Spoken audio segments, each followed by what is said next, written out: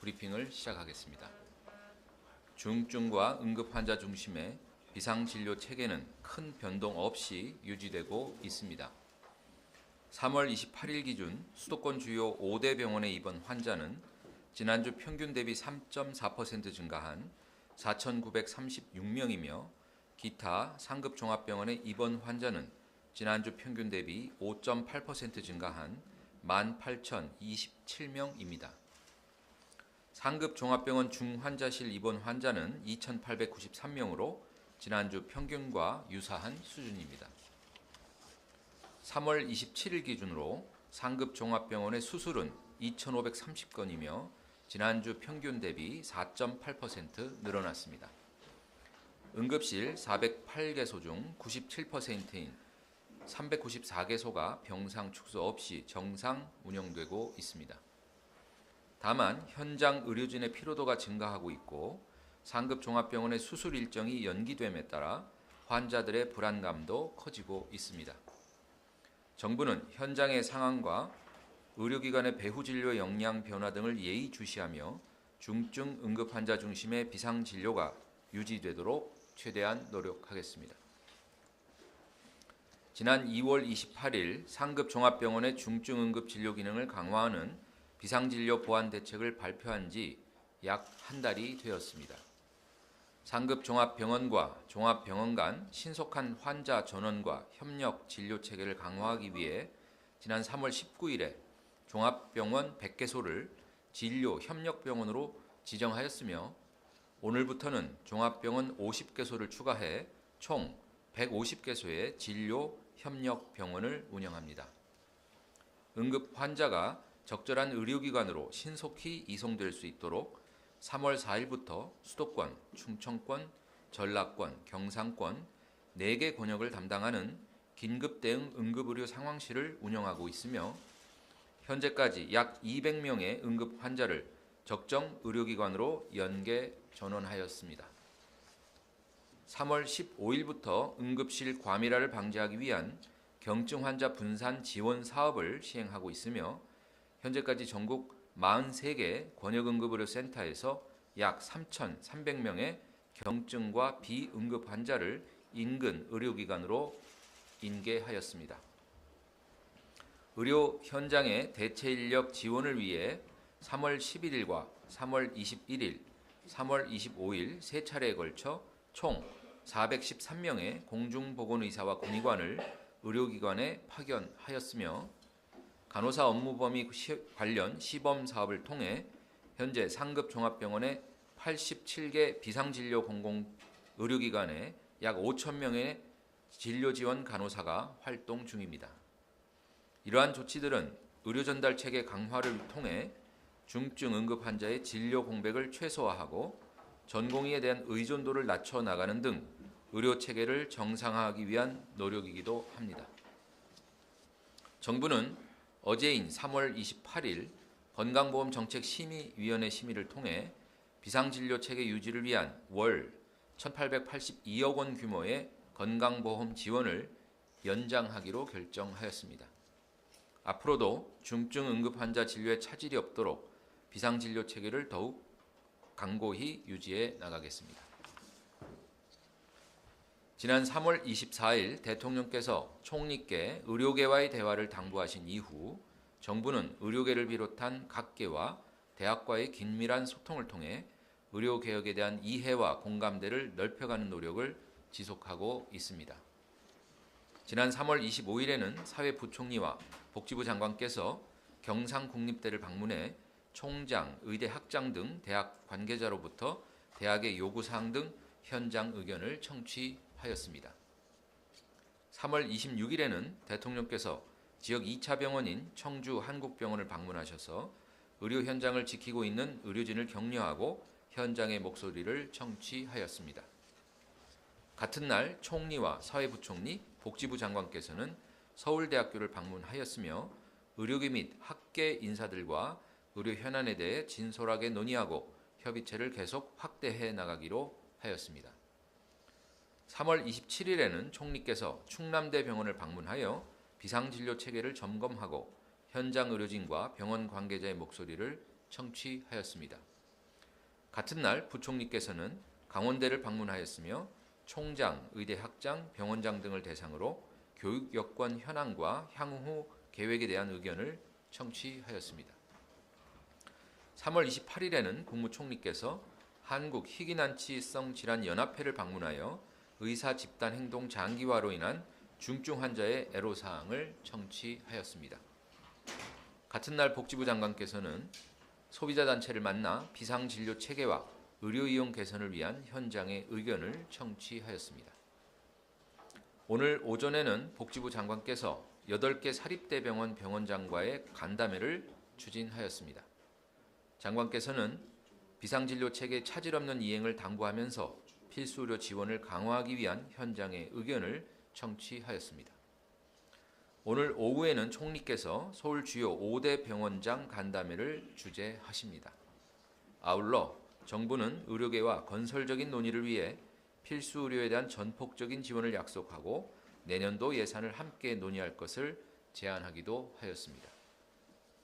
지난 3월 26일 국무회의에서 보건의료 분야를 안보, 치안 등 국가 본질 기능과 같은 반열에 두고 과감하게 재정 투자하라는 대통령의 지시에 따라 2025년 예산 핵심 사업으로서 의료개혁 4대 과제 이행을 위한 5대 중점 투자 과제를 선정하였고 의료계의 구체적인 재정 투입 방안을 함께 논의할 것을 제안한 바 있습니다. 정부가 진정성을 가지고 여러 차례 대화 제의를 하고 있음에도 불구하고 교수들의 사직이 계속되고 전공의 이탈이 장기화되고 있는 이 상황을 매우 유감스럽게 생각합니다. 집단 행동을 접고 조건 없이 형식의 구애 없이 대화의 자리로 나와주시기 바랍니다. 의사가 환자를 떠나면 안 된다는 의료계와 사회 각계의 의견도 지속적으로 제기되고 있습니다. 언론 보도에 따르면 브라질 전 한인의사협회장은 의대 교수의 사직은 환자의 생명을 지켜야 하는 의사가 살인하는 것과 마찬가지라고 하며 이유가 어떻든 위급한 환자를 조치하지 않고 외면한다면 중죄로 처벌받을 수 있기 때문에 전공의가 시위한다는 것은 상상할 수 없다고 지적했습니다. 나까지 환자를 버리면 중환자들이 나락으로 떨어진다는 생각으로 마지막까지 환자 곁을 지키겠다는 세 분의 병원 교수님들에 대한 보도도 있었습니다. 환자단체, 종교계, 노동계 등 사회 각계 각층에서는 의사들이 환자의 곁을 지켜줄 것을 계속해서 호소하고 있습니다. 어떤 경우에도 환자의 생명을 최우선으로 해야 한다는 각계의 요구를 귀담아 들어야 할 것입니다. 오늘 중수본에서는 소아 필수의료 보상 강화 방안을 논의하였습니다. 정부는 의료개혁 4대 과제인 보상체계 공정성 제고를 위해 2028년까지 10조 원 이상을 투입하기로 했으며 특히 소아 분야 보상 강화는 지난해부터 본격 추진 중으로 5년간 1조 3천억 원 규모의 수가 개선을 추진하고 있습니다. 이에 더하여 어제 건강보험정책심의위원회에서는 신생아 중증 수술 등 소아 진료에 대한 추가적인 보상 강화 방안을 의결하였습니다. 첫째, 상대적으로 저평가된 고위험, 고난이도 소아 수술의 정당한 보상을 위해 소아 연령 가산을 대폭 인상하겠습니다.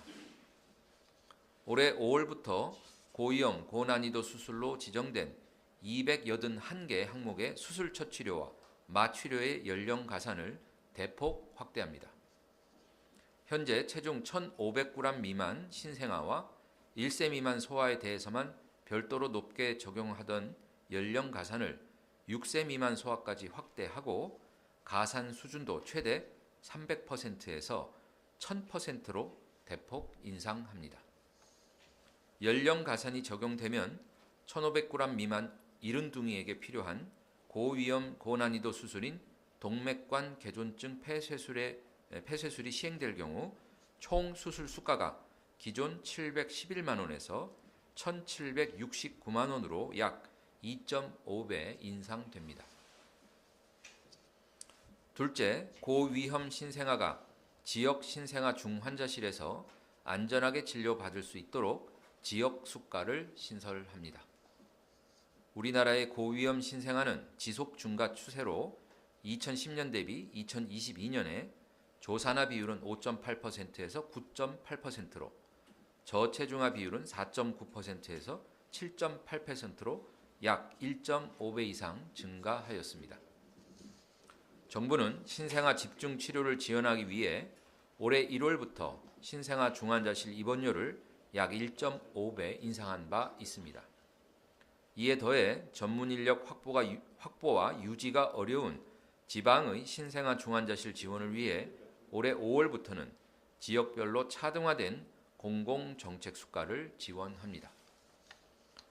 서울을 제외한 지방의 고위험 신생아 치료를 위해 지정된 신생아 집중치료 지역센터 51개소에서 전담 전문의를 상시 배치하여 신생아를 진료할 경우 경기 인천 지역센터는 입원 환자당 하루 5만 원, 그 외 지역센터는 입원 환자당 하루 10만 원으로 차등 지원하겠습니다.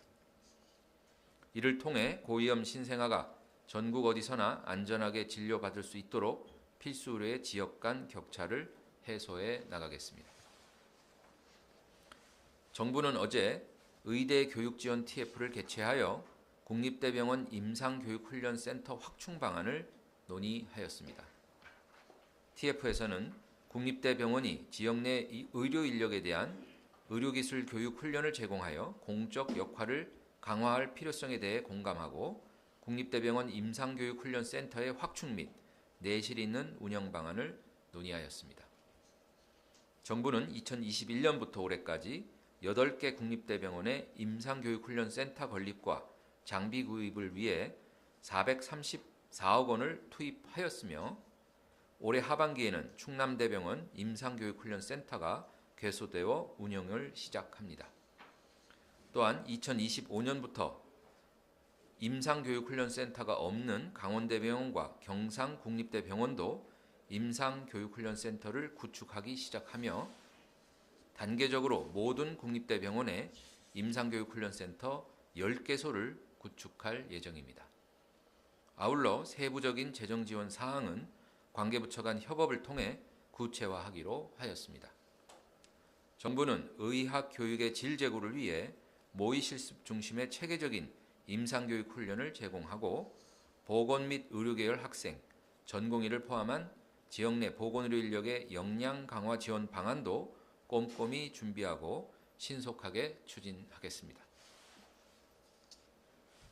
정부는 오늘 제5차 의료개혁 4대 과제 정책 토론을 개최해 지역의료 강화 방안을 논의합니다. 지난 4차례의 정책 토론에서는 의료사고 처리 특례법, 전공의 수련제도 개선, 상생의 의료전달 체계, 전공의 최후 개선 등을 심도 있게 논의한 바 있습니다.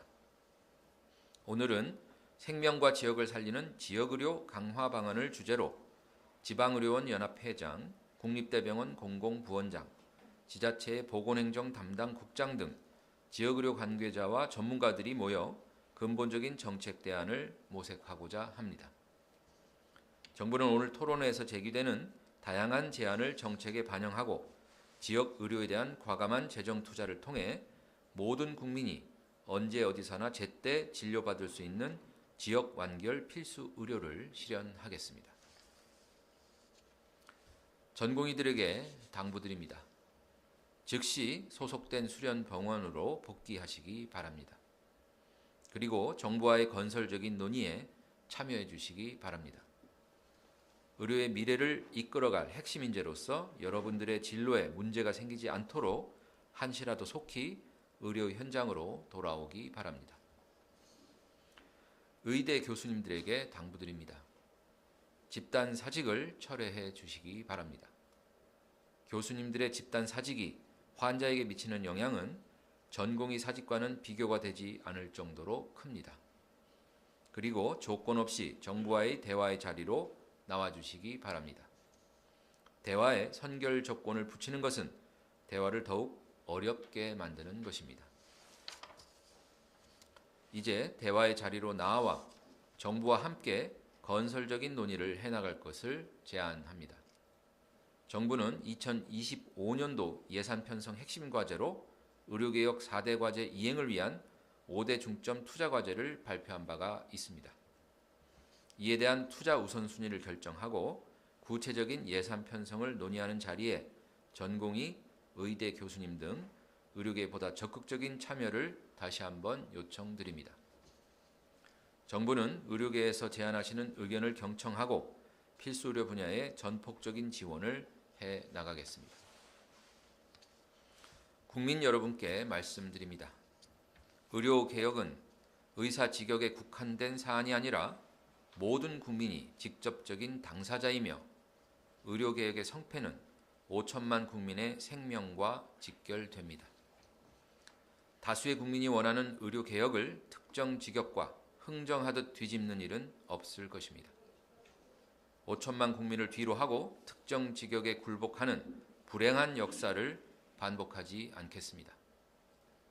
과학적 추계에 기반하고 130회가 넘는 의견 수렴을 거친 정책적 결정을 합리적 근거 없이 번복하지 않겠습니다. 특정 직역이 국민의 생명과 건강을 위협하는 방식으로 정부 정책을 무력화시켜온 악습을 끊고 법치주의를 바로 세우겠습니다. 정부는 이러한